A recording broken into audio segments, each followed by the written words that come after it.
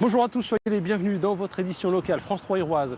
Allons tout de suite à Ouessant, où vous le savez peut-être depuis quelques jours, l'île est alimentée en partie par l'hydrolienne Sabella.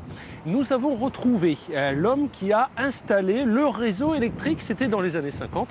Et vous allez voir, il jette un regard à la fois admiratif et très curieux sur les nouvelles technologies. À Ouessant, dans l'immédiate après-guerre, seul le phare du Créache, doté d'une centrale, était électrifié. Puis au début des années 50, Pierre Berthelet est arrivé. Pionnier d'EDF, il a installé le réseau de l'île et la centrale au fioul qui alimente les Ouessantins depuis.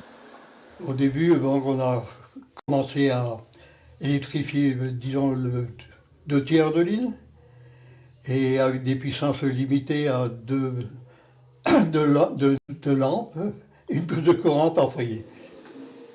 À 95 ans, Pierre Berthelet est très branché nouvelles technologies et suit de près le chantier de l'hydrolienne Sabella sur Twitter.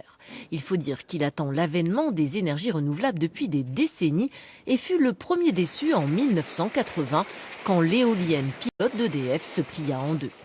Ça a été bricolé. C'était un essai, mais dont on savait que l'issue n'était pas du tout favorable. Après, il y a eu l'abandon de ça, d'autant plus que, je vous dis, les DS n'étant pas motivés, étaient plutôt axés sur les centrales nucléaires. Dès qu'il le peut, Pierre Berthelet va à la rencontre des jeunes ingénieurs de Sabella à Port-Zarland.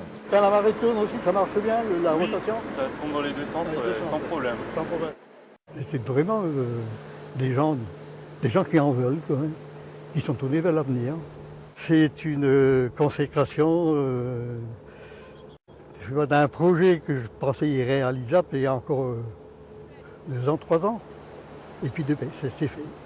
Et ce n'est qu'un début. D'ici 2020, d'autres hydroliennes plus grandes permettront à Ouessant d'avoir de l'électricité propre à quasi 100%. Pierre est impatient, il aura 100 ans. Je vois le phare de Créache devant moi, le chenal du Front-Vert.